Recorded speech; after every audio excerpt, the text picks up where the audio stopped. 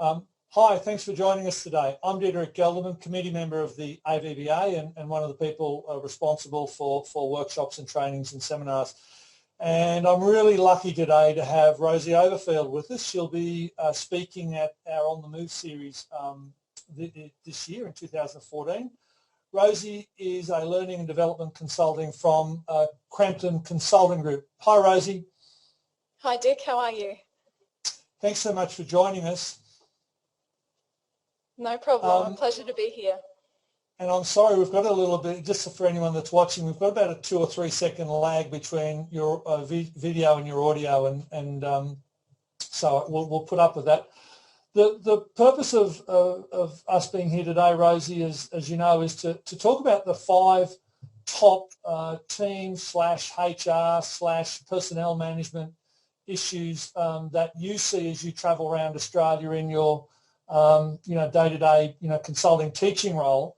And the first of these you've told me before is a lack of unifying purpose, a lack of unifying vision. Can you sort of talk me through what that consists of, what you see, and then the solutions to that problem? Yeah, certainly. What I tend to notice in my role is that we bring people together into our practices and we ask them to do really important work. But sometimes as business owners and managers and even as team members, we don't often stop to really think about and articulate why it is that we're there and why it is that we do what we do. Now, some practices do a really great job at developing their vision and their mission and their core values, but one of the things I tend to notice is whilst it looks great on a wall and it's full of really amazing words that do good things in action, we tend to forget that that vision and that mission needs to be communicated and shared in a way that people can understand and connect with. And what that really means is that people need to come together and actually say to themselves, what does this actually mean for what we do every day? What does it mean for our clients? And together as a team, how does that actually define who we are and what our goals and our journey is together? So if you have a vision and a mission, you're in a really great place to do this, to bring together this unifying purpose. But what I often encourage people to do is to really take that off the wall at least once a year, sit down with the team and actually look at those key words that you have within your vision and your mission and really facilitate a process in a space where the team can actually say, this is what that means for us this year. This is how it's going to define our behaviours. This is how it's going to define our attitudes and the way that we work with each other. But it's also going to help us really audit what skills and knowledge we may need or where we think we might be lacking something as well. So let me ask you, I mean, this vision, mission, type stuff is so airy-fairy for so many people, and it's been around since, the 70s or 80s, and I'd suggest that in a lot of practices, it's been done to death, and or it has been done to death in the past, and therefore they've ignored it and just dropped it by the wayside. How important is it for a practice to, and for the team members to have an understanding of, why they get out of bed every morning, I guess is the way I look at their vision or their purpose. How important is that in engaging the team and getting them to do what they do?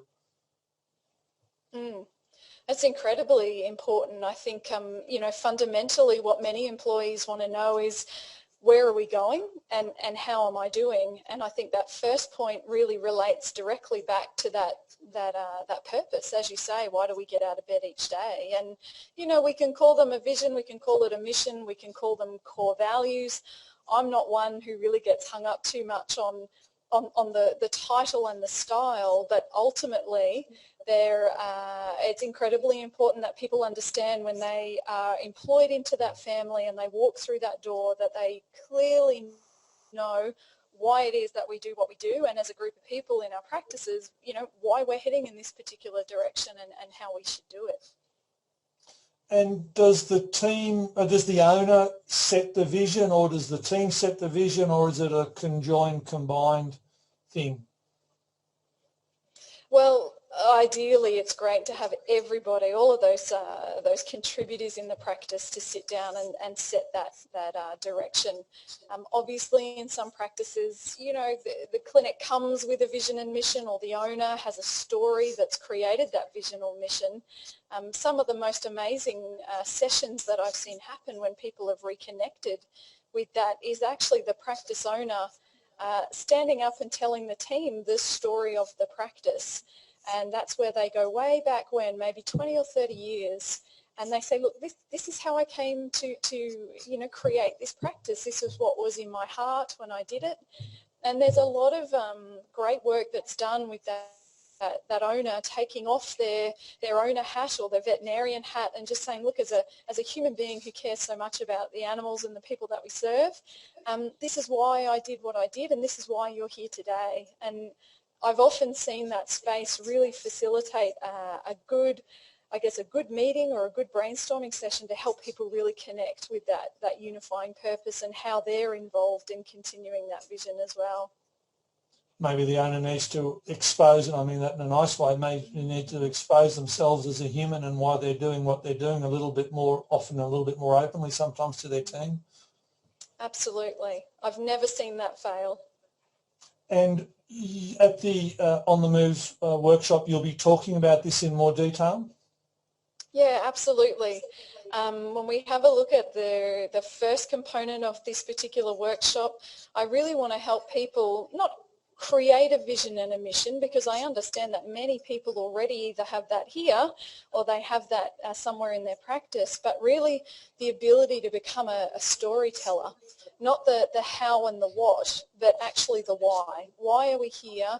What is the unifying purpose, and how we can go back into our practices and create a space that we can share that story and have people really join us in that journey. Rosie Overfield, that's been very enlightening. Thank you very much, and we'll see you next week on the next of this series. So thank you. Thanks, Dick.